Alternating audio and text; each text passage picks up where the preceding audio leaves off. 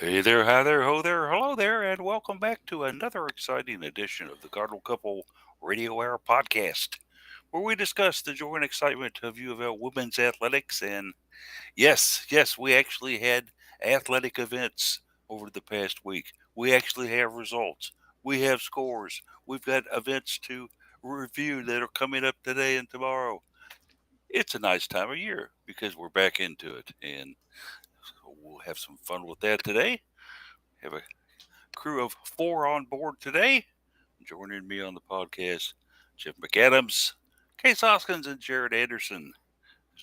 Our fifth normal broadcaster in here with us that does the podcast. Daryl is, I think, out with an appointment this morning, so we will miss her insight, but the four of us will carry on quite well and get into it. As we like to do at the start of the show, let's kind of catch up with the gang here and see how their past week was. I know I saw Jared at the soccer event. It's been a busy week for him. And Jared, I understand you and Freddie Farmby are going to hang out together next week. Is that true? Yeah, it's just another thing on a schedule that's basically limiting me to 5, 6 hours of sleep a night or something with a lot of overtime at work and sports picking up, and then the pain in the rear end of home shopping and how completely messed up the system is, especially for first-time home buyers when one spouse is a 1099 employee and they won't acknowledge or recognize that. And just the value of houses going up about 1.5 times from what they were 4 years ago. So lots of added stress, but it's nice to get out to the fair and people watch for a few hours next Friday and get paid to do so. And when you go for lunch, what's your go to at the state fair? Well, they're paying us, I forget, but they're paying a certain amount of money for lunch. I don't remember how much it was, so I'm going to keep it within that budget, but probably country ham sandwich or a pork chop sandwich or some of the corn on the cob that they have at the Kentucky Ag tent over there. I have not been to the fair in probably, I guess, 3 years now, but I remember the pork chop sandwiches were fantastic. And we always used to go and get those when we would Oh go. yeah, the food's amazing. You just got to make sure that your dessert with your lunch at the fair is Tums. Yeah, that's a good idea. Has Freddie got anywhere special he likes to eat? Like, do you actually have to take him out to the car and drive him somewhere or walk Someplace him? with tall ceilings. Yeah, he eats inside Freedom Hall. Maybe I don't know. He'd fit inside Freedom Hall. I don't know about the some of those entryways to the different sections, but he could get in the main door of Freedom Hall. It reminds me of the old skit years ago by the guys on QMF when they were talking with Freddie, and then Freddie decided he was pissed off and upset and wanted to walk over to Thelma Lane's and have a beer at the bowling alley over there. So they had him walking through the parking lot, crushing cars, and Fowler was yelling through the window for a couple of cold ones. Anyway, there we go. We have it. Jeff McAdams in the house as well today. Jeff, how's your week been? What you been up to, bud? Yeah, I was pretty busy. Had a bit of a road trip today or this week, and then still dealing with the remnants of this little cold. It's just hanging on a little bit in the chest. So, but I'm about done with that. I hope, and continue to feel better every day. But still working on that. But yeah, my uncle retired from the company he worked for up in Fort Wayne after 31 years.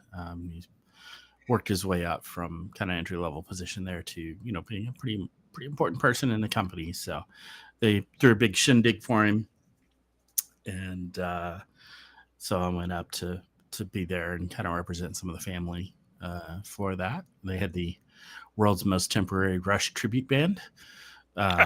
So my uncle is a big fan of Rush, the music group. So they threw temporary. Yeah, they threw this together with like employees of this company. It's a audio equipment mail order delivery like retail company. So like really high end audio gear and stuff. Mhm. And so they've got a bunch of like really musically talented people in the company, and they just grabbed 4 or 5 of them and said, "Hey, let's learn these songs real quick." They did like 4 songs, But It wasn't a huge amount, but it's Rush. It's extremely complex music and really, really hard to play. So it was really pretty impressive. So What girl did they find to sing Geddy Lee's vocals? yeah, they found a young guy who has a fairly high pitched voice that was able to pull it off. He did a really good job with it, honestly. Yeah, good deal. It was a lot of fun. Yeah, and you might check in. You may have that RSV that's going around with the people too. It's a little more than a cold, and it hangs on a lot longer. And yeah, I don't know. Like, I have not felt bad other than the first couple of days I had it while I was on the cruise. I haven't felt bad. It's just been this, chest thing going on. So I don't know. I'm gonna get some Zyrtec and take that and see if that helps. Yeah, either that or just going and get a lung transplant. That'll work for you as well.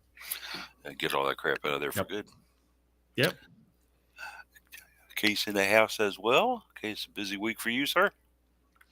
Yeah, it's just been a fun last couple of weeks. Just a bunch of deadlines end up stacked on top of each other, and it's just the way it goes sometimes. And looking forward to some, not looking forward to it. I'm looking ahead to some work travel for the next couple of weeks, which won't help with the deadlines. but that's just the way it goes. So caught up on some sleep today, which was nice. And it was good to get an email about one of my deadlines getting pushed a little bit just before I left the office on Thursday, which let me attend the soccer game guilt-free without staring down the barrel of a late night after. Got to come home and just go to bed instead of needing to focus on work. So that was nice. Indeed. Case was, of course, like you mentioned, out there with Jared and I for the women's soccer home opener. And we'll probably start with that one today when we do our reviews and recaps. But it was, it was interesting in some aspects. People who don't really appreciate or like soccer all that much will tell you, how can you sit there through a scoreless game? That's ridiculous. 90 minutes of that? And I think, well, you've got to watch out certain nuances and certain things that are going on out there in the action. There's a lot of action in a scoreless game, and if you want to believe that, that's fine. But it is true. So primarily on the defensive end. So as for myself, kind of a busy week. Couple of doctor's appointments. Just the usual going on in there. I had a really nice meeting with the.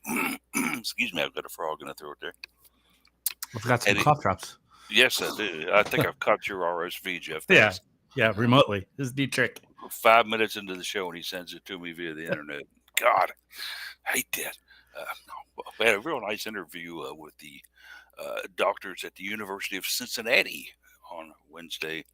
They actually come down to Louisville once a month and interview prospective candidates for their not only kidney but their pancreas and liver transplant operations, and have a little place out in Middletown. It's part of an office complex that I don't know. I guess they rent it out all year round, but only go there once or twice a month and talk with them, and they accepted me into their program. And I am excited about that because they tend to have a much quicker get you in and find something we can stick inside you rate than Louisville, Kentucky does. So I'm pleased to be that. And the only drawback, I guess, of course, would be driving to Cincinnati for the transplant and all that stuff, and having to deal with Cincinnati traffic. But yeah, it's not terrible though. Yeah, and that could be worse. It is very close to the campus, so perhaps I can get on over there and become a UC fan, and then start my own. Yeah, that's right by. So, but that's what's going on there. So we got everybody caught up and rolling here, and we need to catch you up on a little scheduling and X information. Or if you want to today, Jared, you can do Facebook or maybe Snapchat or whatever you want to do. X is becoming, I think, less and less important in people's lives. Formerly Twitter, but we'll see. Anyway, we do have scheduling, so that's good. Take it away, boss.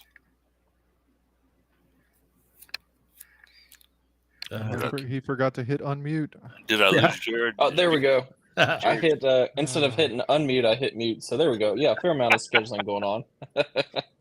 So starting today at 3 o'clock at LNN Federal Credit Union Arena.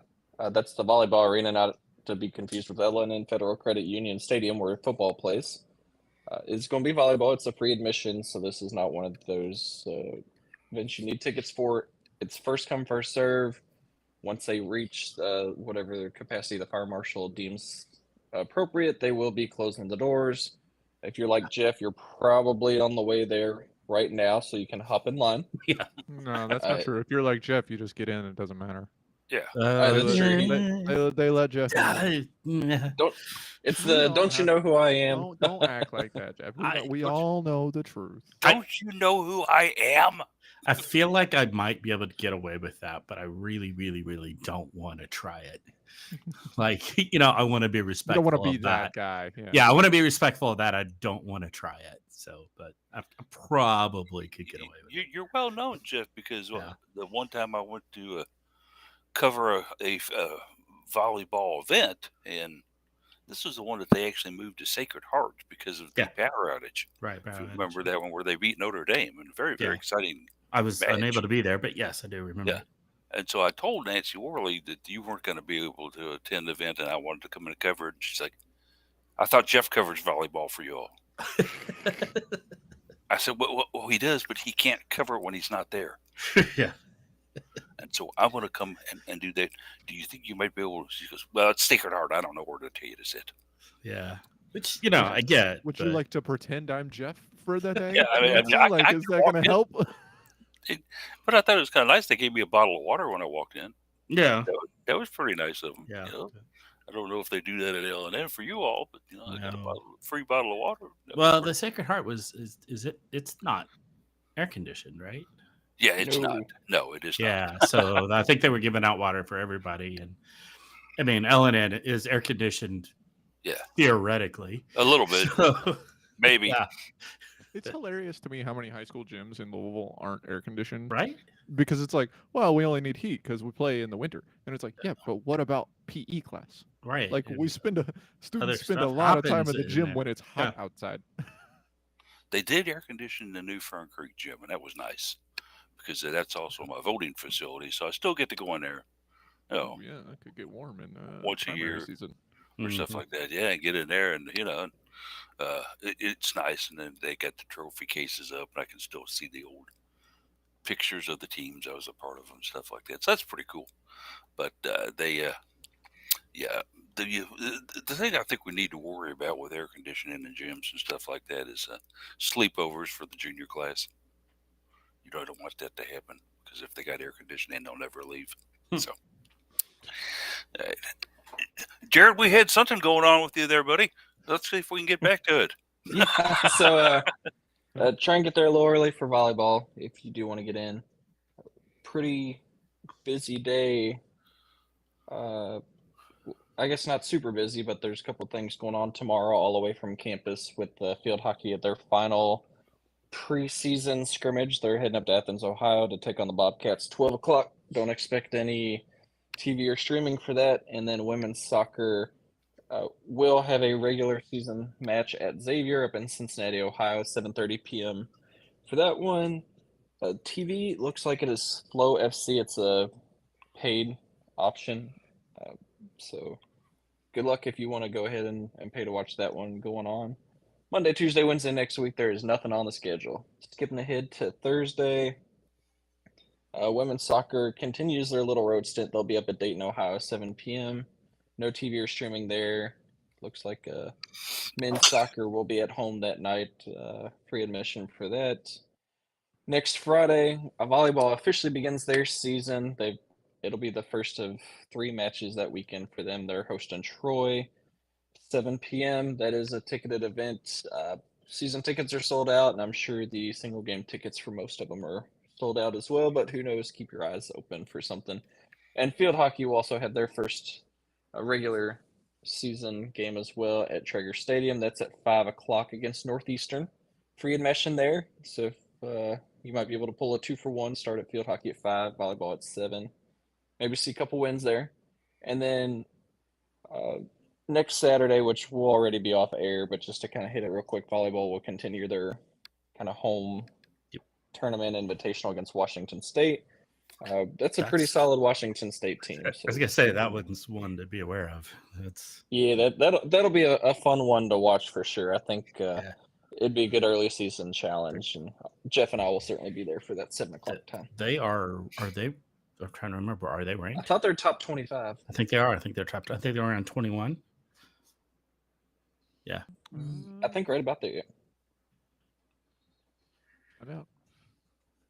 Case is doing a search, I'm assuming, right now.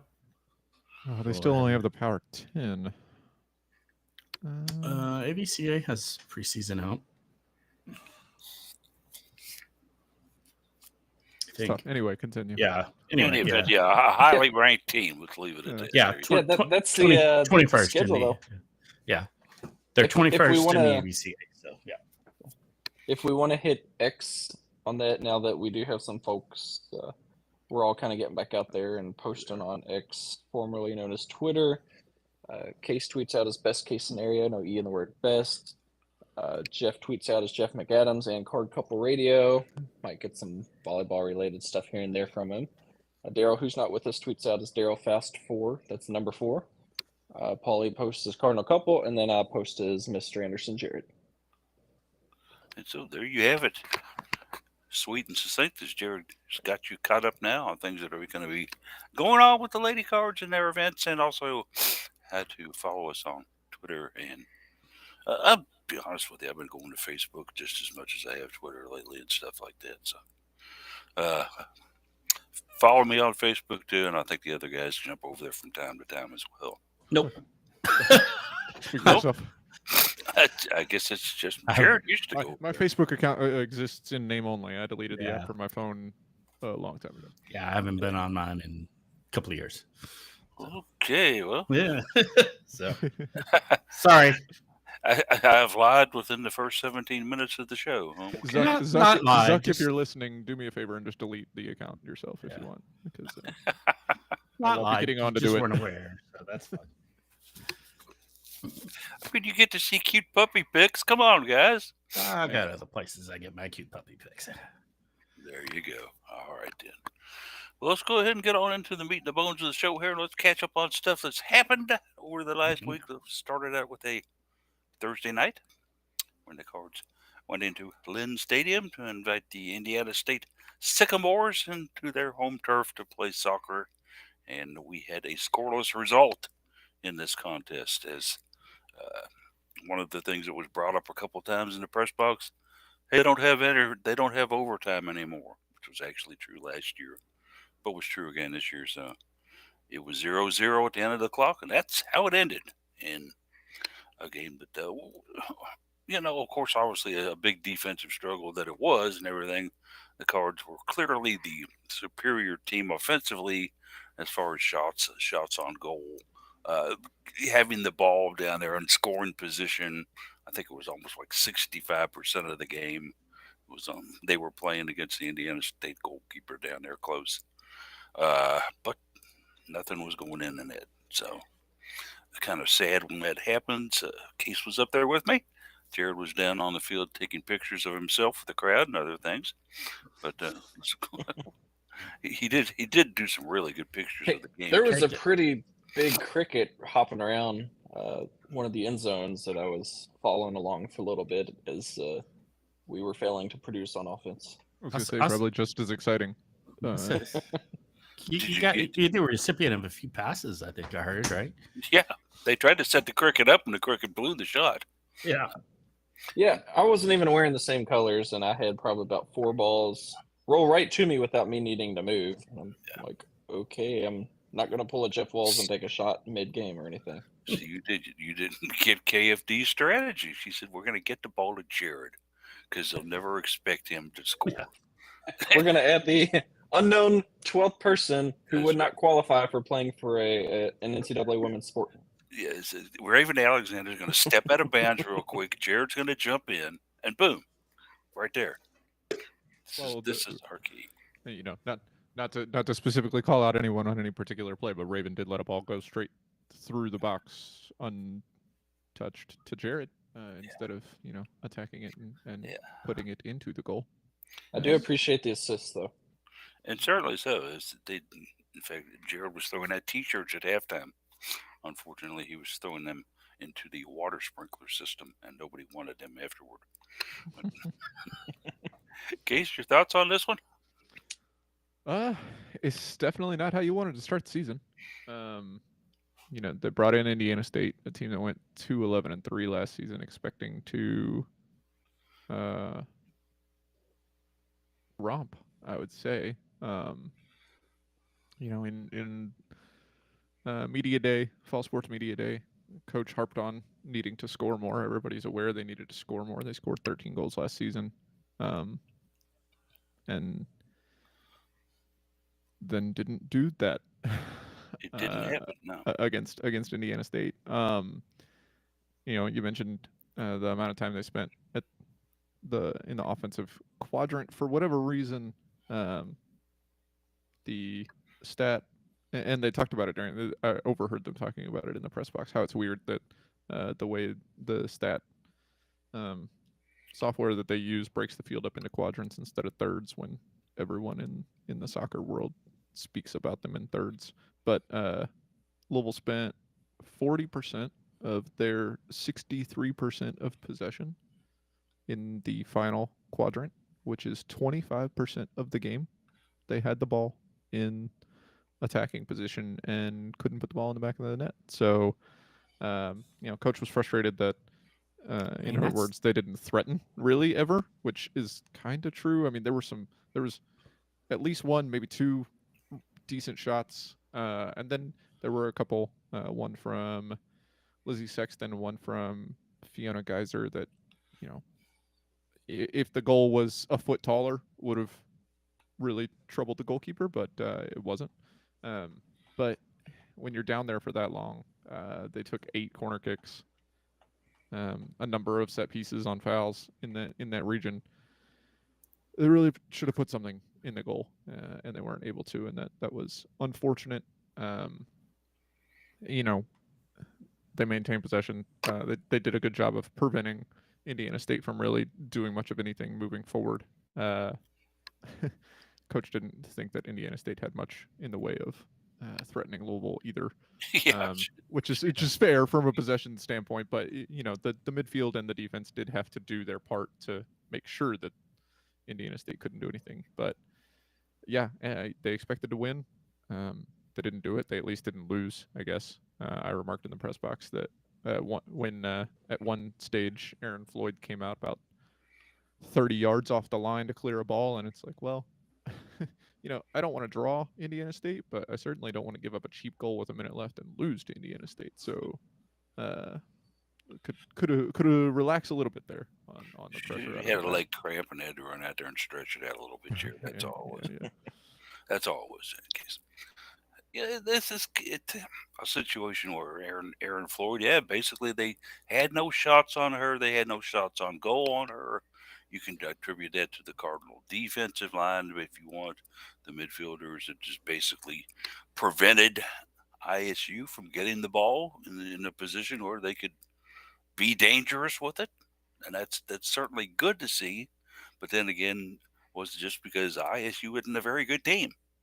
And is that the reason why they couldn't get it in there and score like that? Most Jared, likely. you were right. You were right down on the field, Jared. And what did you see? Well, you first and foremost, you should probably kick it where the other team isn't. We hit our shots on goal. A good chunk of the shots on goal were well within the keeper's grasp without the keeper being required to maneuver much. There were a couple, and I mean, Case mentioned them earlier, that were really good looks and either hit the post or the keeper did make a good play on. But I mean, 27 shots and only 9 on goal. 23 shots and only 9 on goal is not a good mark to have. And 7 of those, you could have been wearing concrete shoes and still made the save. Yeah. Oh yeah, and that's where it really gets frustrating. Let's just hope that maybe they can get some takeaways and at least in terms of a possession and control standpoint, build some confidence there, and then work towards finding ways to score. And that may be more ball movement and could be just playing together and then be able to anticipate where your teammates should be on like a breakaway play or just any given moment. In theory, Louisville should have scored 2 goals at least, because last season Indiana State gave up 27 goals in 250 shots for a conversion shot percentage of 10.8. So, yeah, we belabored the point a lot last season as well. A lot of Louisville's issues are not that they can't find offense. They were able to push the ball forward a fair amount last season. They just couldn't finish. And so when you start a season against a team that was not competitive and you just can't finish, it doesn't look like a great start. It's almost the old adage, FOF, fear of finishing, and the Cards can get the dinner right to the table and everything, but they forget to give you silverware so you can eat it. Okay, it's another allegory you could put toward it. And Jeff, this is a team that has got some bona fide scorers, and Karen Ferguson Days actually went out and went over to Europe and got 2 very, very good players from Europe to come over here. Is it just a matter of them needing a little more time to gel here? What's your take on this issue? Lord, I hope so. I yeah, I mean, it's got some talent to come in, some what we believe to be some pretty good offensive talent, and um, there it was not a great looking last night. Excuse me, 2 nights ago. Sorry, but you got to think maybe give them another week or two, get them in the flow of the game, in the flow of this team. Uh, obviously preseason is what that's all about, but it's still pretty quick, right? That's not a huge amount of time, so still working on that process of coming together and hopefully starting to be able to put some passes and assists that are maybe better on target to be able to do kind of a one-touch settle and kick or even a no-touch, um, just a one contact. So that'll help if we can kind of get that going a little better. But man, you really hope so, because it's going to be a long season if we don't get some of this offense in gear. That was the bunny team that coach likes to schedule at the beginning of the year, just to rack up a few goals to kind of get things going. You see that every year. I think it's UIC last year, and we've had more Head State in recent years. I think we had a Western Michigan was like a 6-1, 6-2 game in recent years. She always schedules that extremely easy, should be an easy win opponent first, second game of the year just to get the momentum going. That's what this one was, and they failed. If you look at this schedule too, I mean that appeared to be the one until you get all the way down to the end of the month when we're bringing in Northern Kentucky University here. But Xavier, certainly at Xavier's not going to be a walk in the park. It's not going to Lost be to an them easy last year. game. Yeah, they beat us last year. Case is absolutely right. Add Dayton. Dayton always turns out very good women's programs up there, and whatever they participate in, and certainly playing on their field up there. You got to hope that it happens before the end of the month, because right after NKU, then you got Illinois, and then you got Central Michigan. Not sure about them, but then going to IU the first week in September. This is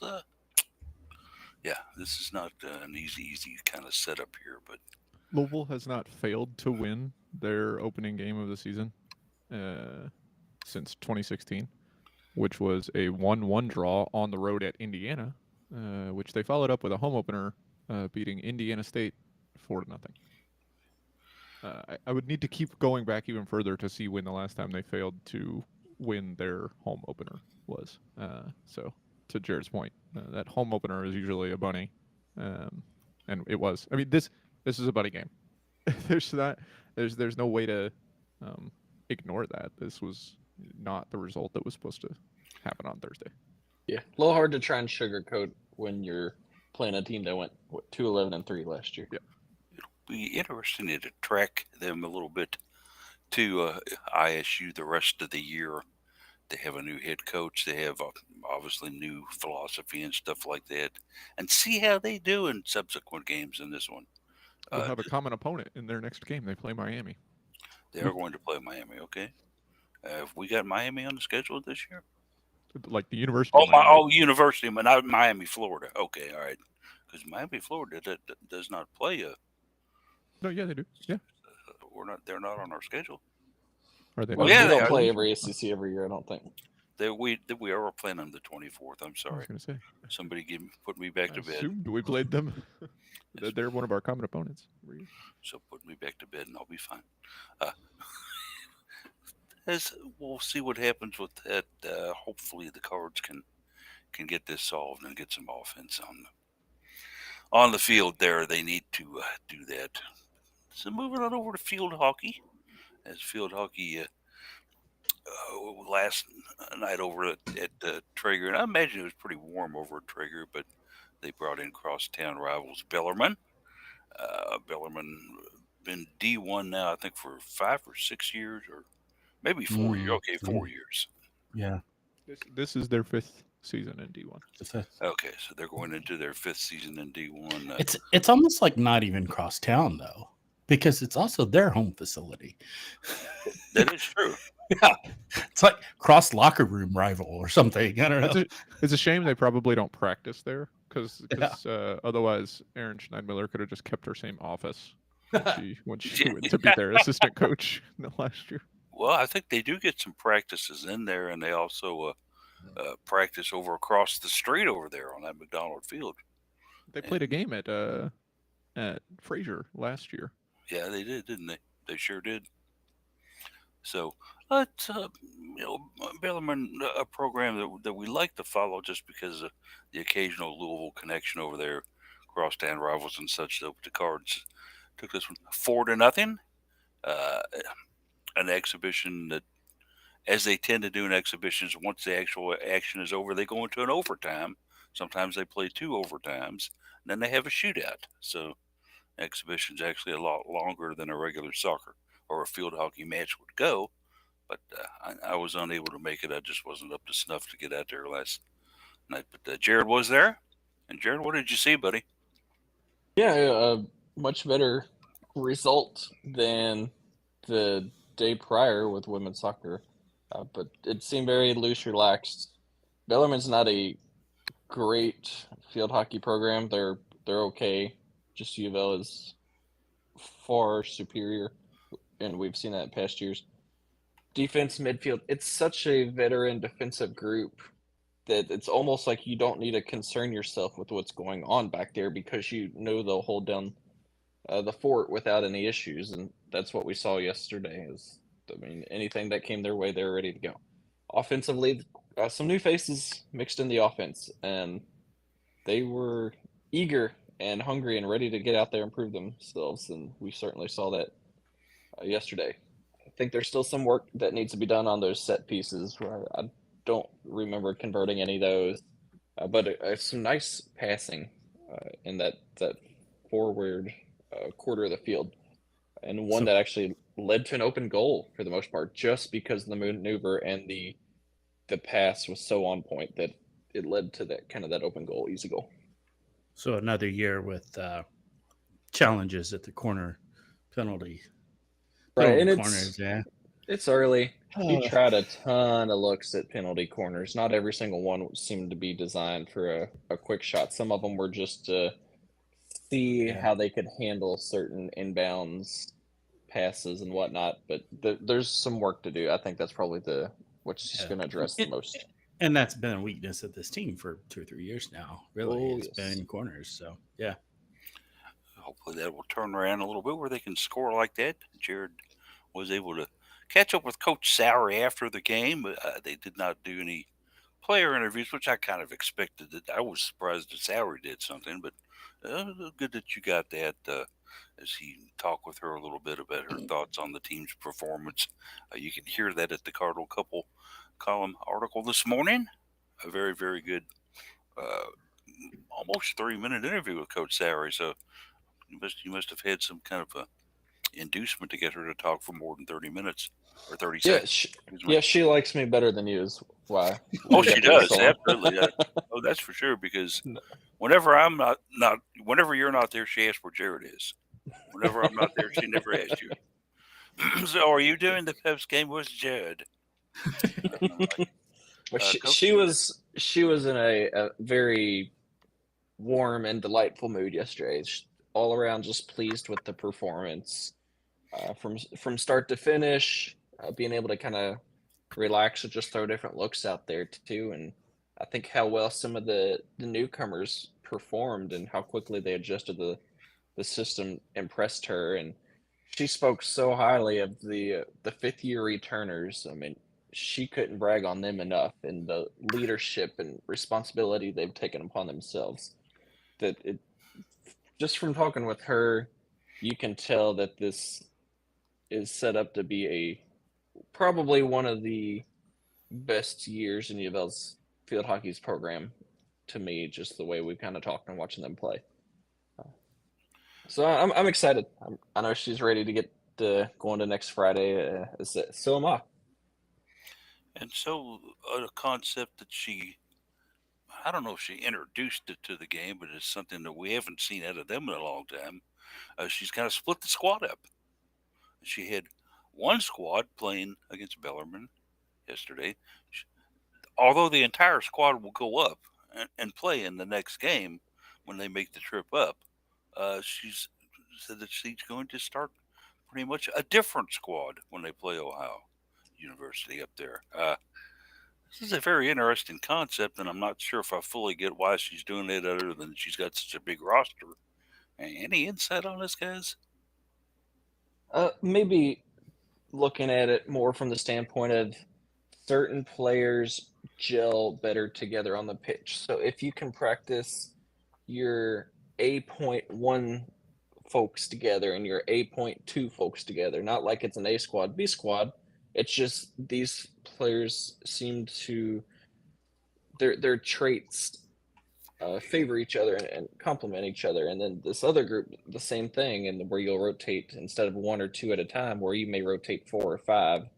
And that's kind of the vibe that I was getting even yesterday with some of her rotations. Yeah, I think that field hockey really plays itself into comparisons to ice hockey in the way that you can get a big advantage by having fresher legs on the field.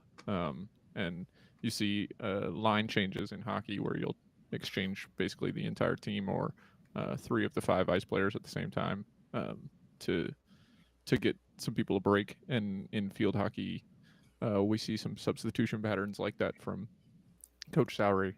So I would expect that she really wanted to get a good idea of, maybe what the first and third lines more or less looked like in the game against Bellarmine. Maybe she'll see what, the second and, 3B lines look like against Ohio. Maybe some people shift around how they perform in different groups of players on the field at the same time. I think is probably what I would expect she meant by, we've got such a deep squad, we can play two different teams basically, which we would have expected them to have two different teams. They were playing each other.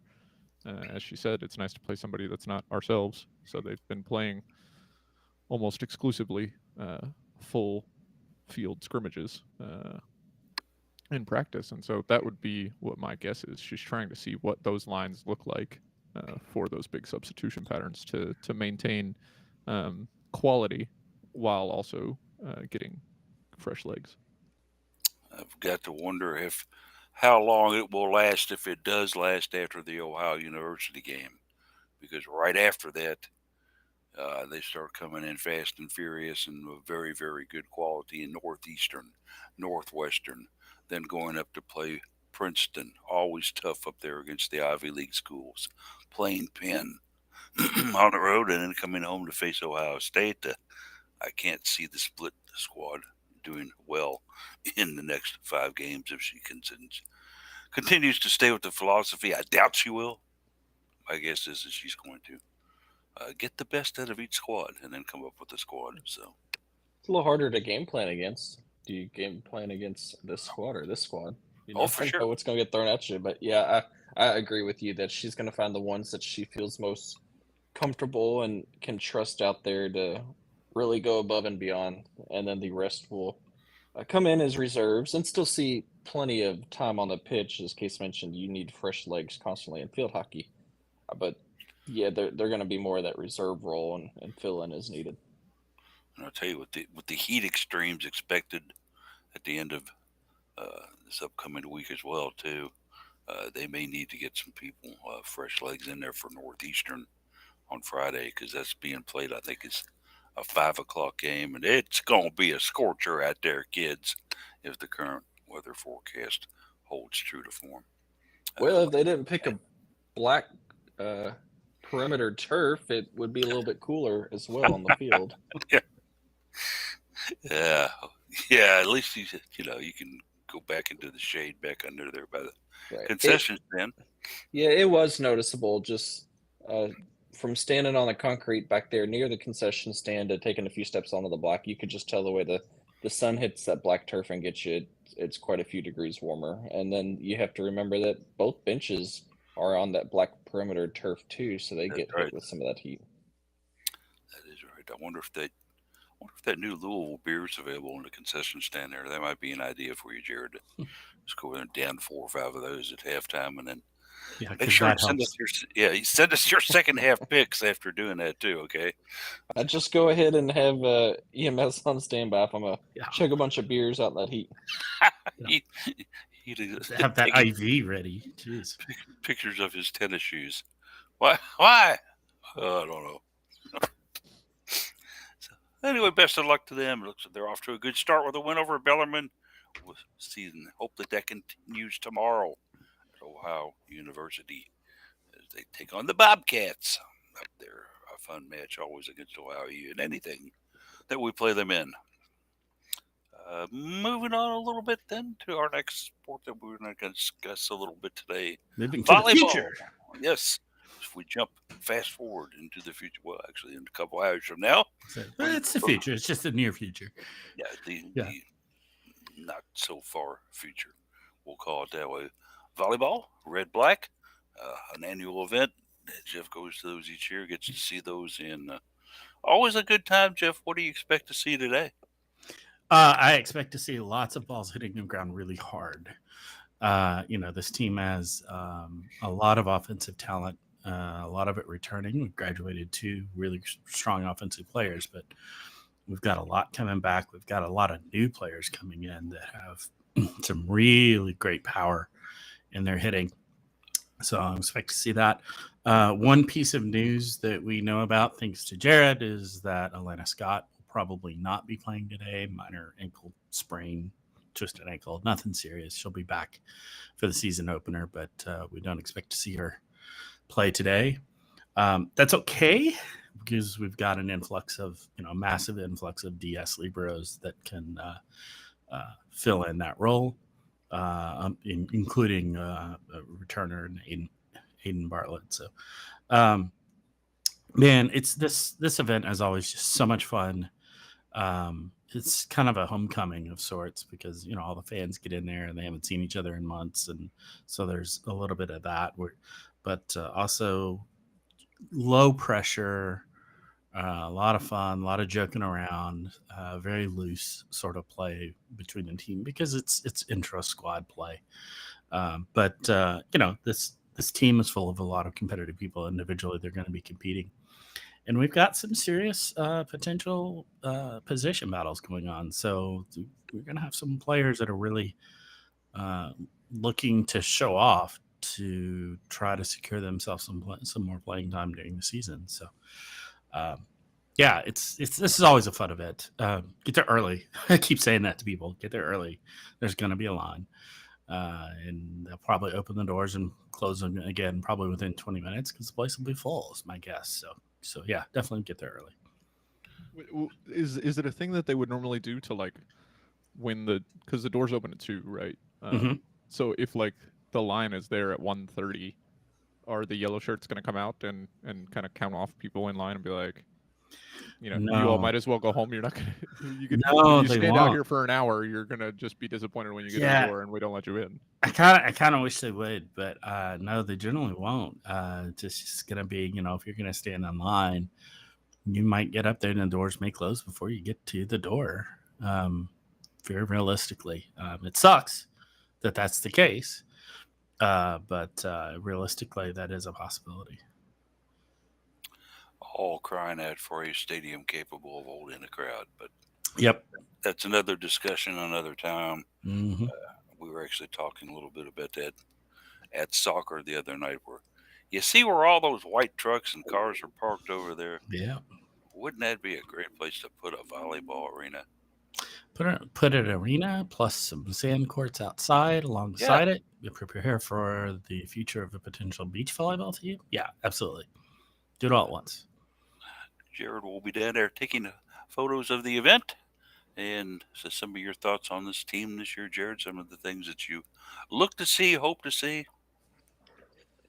Yeah, I want to see how they handled the replacement of a couple big players last year in Raquel Lothero as your setter, and then Claire Chaussee as your outside hitter. But we've seen even back in the spring charity, Looper has quickly come in to take Claire Chaussee's spot. Despite being shorter, she's probably got some incredible hops that I heard she can just about dunk a basketball, close to it, which is crazy due to her being below 6 foot. I Wow. believe it, and she's 5'9". It's insane. But Right? I've heard some talks. We have a lot of promise in a freshman setter in as well. I heard talks that there's a freshman that's actually given Aiko Jones a run for her money on the opposite side, and then Reese Robbins. Reese Robbins, and then the defensive line just seems a lot sturdier this year than last year. We don't have a freshman setter. We had a redshirt freshman from last year, Alexis Fenvold, who is pretty darn good. We also have Ellie Glock, who played a little bit last year, but was definitely behind Raquel. And then we've got I'm sorry, is Brigitte graduate? She's a graduate student, right? Okay, maybe it's the transfer, not a she's a transfer freshman. from So I will believe someone might supplant Aiko Jones when I see it. Yeah, Reese is impressive. No doubt she's good, but Yeah. I believe it when I see it. Well, and I was on Volley Talk yesterday, and somebody asked about running a 6-2 offense, and I was like, I've given some thought to it, and I think this is the first year we really could in quite some time. Did that a few years back with Tori Dilfer.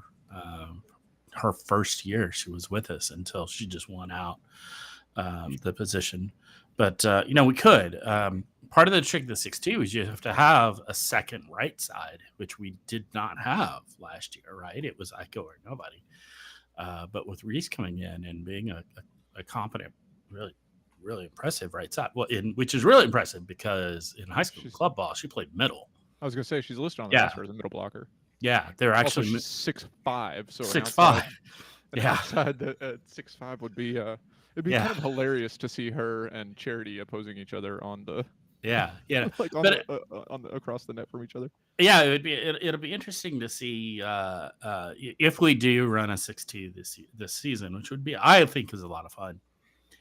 The one thing we might lose out on that though, because you're subbing setters for right sides to do that rotation, is you lose Aiko serving, which she's a pretty impressive server, and I would hate to do that. So one of the thing I posited on Volley Talk as a possible idea, it's kind of out there, is let Aiko serve and just don't have a setter in on that half a rotation. Because you would use Elena Scott's serving capability as your her setting capability. She's quite a competent setter. Just let her handle it for that half a rotation. So it's to follow up. Brigitte is a grad transfer. Yes, she's a grad transfer. Okay. One of the questions that was posed to me the other day, and that I ended up asking her personally when they had the fall sports media day, is how is Anna DeBeer's knee? Mm-hmm. I had a chance to ask her that question in the media fall fall media day, and she said it's doing really good. I'm not going to say it's 100%, but it's darn close. Yep. And she kind of said it feels good. I'm jumping on it. No pain, no problems, or anything like that. Because I don't think that it's going to be a hindrance to me at all this year. So Yeah. The biggest concerned. hindrance will be the brace that she's wearing. Yeah. Yeah, because she's going to continue to wear that for a while. Also, by the way, Charity Looper also wears a brace like that from a previous injury, similarly. And that's been a lot of the talk of the volley talk and other things is can Charity play a season and stay healthy? Apparently, that's been a bit of a challenge for her. So, obviously, hopefully, we want the best for her. And man, I can't wait to really see her jump in person because it's impressive, is what I've heard.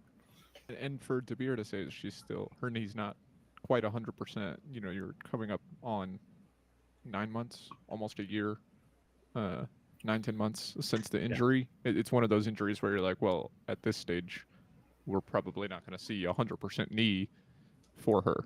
You know what I mean? Like moving forward. So how she and I'm sure she's been spending a lot of time working on how she compensates for that and playing around what might be a minor limitation in that. Yeah.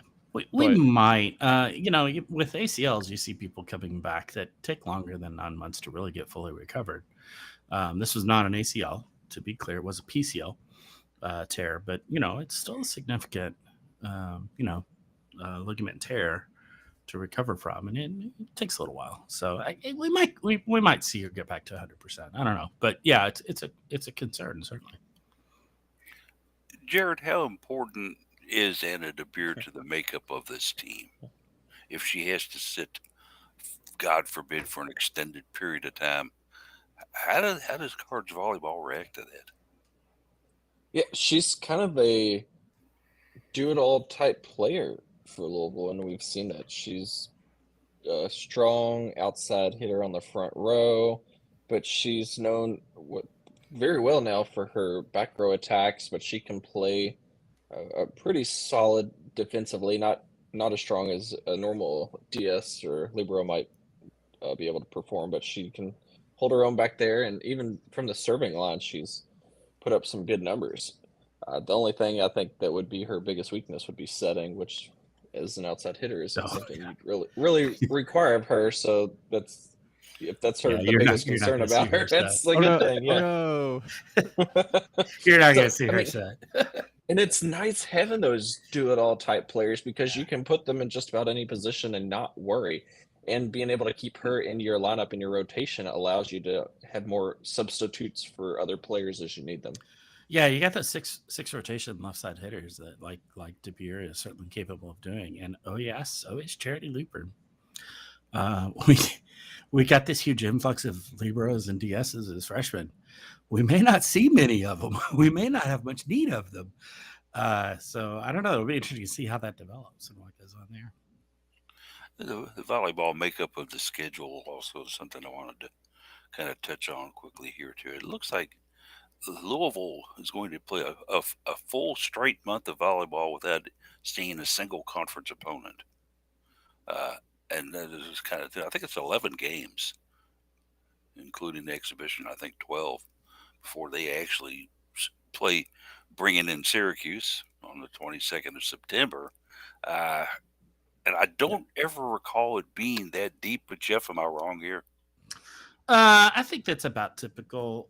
You get two of those round robin things, and then this is what we've done in the past couple of years, and even with a lot of the same teams.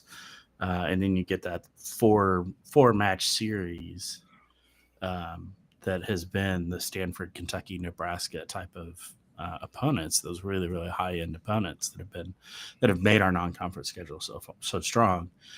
This year it's Penn State, Kentucky, Stanford, and Dayton in there as well.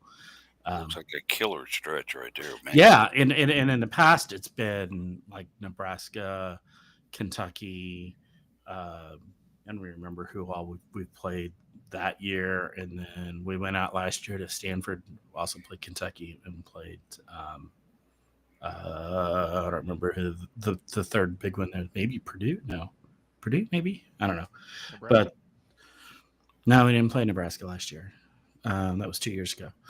But yeah, but anyway, we've had these where we've got like two of these little preseason tournament things, round robin tournament things, and then this stretch of 4 games that have been 3 teams that are typically in the top 25, and in this case, top 10. I think they all are. Maybe not Penn State, but close. And then one other good but not maybe not ranked team in there as well. It's been Xavier sometimes, and it looks like Dayton this year. Dayton's not a bad team. Got a good coach. Used to have a UofL assistant. She's moved on to Utah, but yeah, you always got to watch out for Dayton. San Diego and Ohio State. San Diego, Yeah. Ohio State, Purdue, the other 3 top 15 opponents that. Yeah, we played in the past. Yeah, which I guess were actually San Diego was top 10 at that point. I think these got revised to top or to final season standings. Yeah, the preseasons are out. San Diego's in the list. I'm not sure they're going to stay there, but we'll see. They graduated a few, so we'll see what happens with them. But at the moment, they're preseason ranked, so it'll be interesting to see. Interesting indeed for the Volley Cards, who I think right now probably will technically maybe having the best season possible out of the 3 women's sports that are going on right now. Yeah. I see this team either going it could be anywhere from undefeated in the regular season to about 5 losses at the worst case. If we lose to all the big name teams that we play, it could be 5 losses. Because it's the Penn State, Kentucky, Stanford, and then Pitt twice. Those are all games that we could realistically lose. I don't think we'll lose all 5 of them, but it wouldn't shock me either if we did. So somewhere between 0 and 5 losses is what I'm thinking. And we'll see how that turns out. I'll, of course, be leaning a lot on Jeff and Jared to get us that volleyball news here for the website. I am going to try to get to at least the KFC matches that they have. Yep. I'm thinking that Nancy wouldn't have any trouble letting me be media for those, but then again. Yeah, and those are Kentucky, Stanford, and one of the in our hosting of Pitt, where we host Pitt. Yeah, so let's see. It'd be fun. Penn State being one that kind of surprises me is not there, but it looks like they're going to be playing it at L&M from what I'm seeing here. Yep. Interesting, because they've in past years been a very strong program. So. Yeah, they got I think a second or third year coach. Russ Rose finally retired, so they got who was it? Salima Rockwell? Is that who's up there now? I don't remember. Graduate of the program who's really doing some good stuff. Kind of restructuring, evolving that program into her sort of program. So they're not the powerhouse that they used to be when, like, for example, Alyssa Dorico played there. She's got 4 national championship rings or something ridiculous like that. But they're they remain a good program that you have to respect. Is all that coming to view very soon? As we are now into the seasons, and it's a fantastic thing to be a part of now. We've talked about it for so many months about what we expect, what we hope to see, what we're envisioning. It's all out there now, and it's going to start hitting you fast and furious, kids. So make sure you check out Cardinal Couple Daily for updates on what's happened, what's getting ready to happen, and our own personal observations and such on the events that have gone down. So we got a pretty fine group of writers here, and I recommend that you take Cardinal Couple twice a day. Read it in the morning when you're still foggy, and then go back in the afternoon when you've woke up and get off work and read it again. Okay? You do that twice a day, and Polly guarantees you're going to be a happy camper. So let's go ahead and roll on into some final thoughts now from the guys here. We'll just go ahead and do this, I guess, in alphabetical order. So, Case, your final thoughts, sir. Yeah, I was intrigued to see a different starting formation for Louisville last Thursday. They didn't really end up sticking with that for very long, but they did still play a different formation from what they did for the last couple of seasons. Typically a 4-5-1 the last few seasons. It looked a lot like a 4-4-2 for most of Thursday. But the players that played in specific positions were intriguing choices, as well as were some players that we didn't see make the field. So um, won't get to watch the. Not going to pay like $15 to watch the game against Xavier tomorrow, which I think is what Flow costs Oh, for each different sport. But probably won't get to watch that one, but we'll be interested to see who's playing what, and then obviously next Sunday when they get back in town, see what they've got against NKU. But it was good to see them get back out there. Obviously, the result notwithstanding. Stad broadcast, you are my friend. What you got going on, Jared? Final thoughts? Yeah, home buying process, home searching process sucks. So Yes, it the does. UofL sports starting up is coming at a great time right now, just to help kind of keep me grounded and give me something that is enjoyable and hopefully as stress free as possible. Yeah, so I'm just glad that sports are back because it's definitely the happy season for me. Is there a particular area of town that you would like to end up in your move? For now, we've kind of brought in the range from anywhere from Preston Highway to Shelbyville Road, preferably around the Waterson area, but as long as it's within the Gene Snyder, we're entertaining it. But it's one of those needing, especially with some work from home stuff, and for her family to visit at least 3 bedrooms and a couple full bathrooms, which limits our options by quite a bit. And then a lot of them are just in major need of some upgrades, and the time and the cost of the needed repairs for a lot of these makes it tough. Hey, when you get into that three bathroom syndrome or three bedroom syndrome, it can be kind of difficult unless it's a larger house. But, we were Hmm. fortunate here that we've got a second story here, second floor on my house out here in Fern Creek, where we could always we had 2 bedrooms up there and still have them up there. They're vacant now, of course, but I spent a lot of interesting hours up there battling my brother.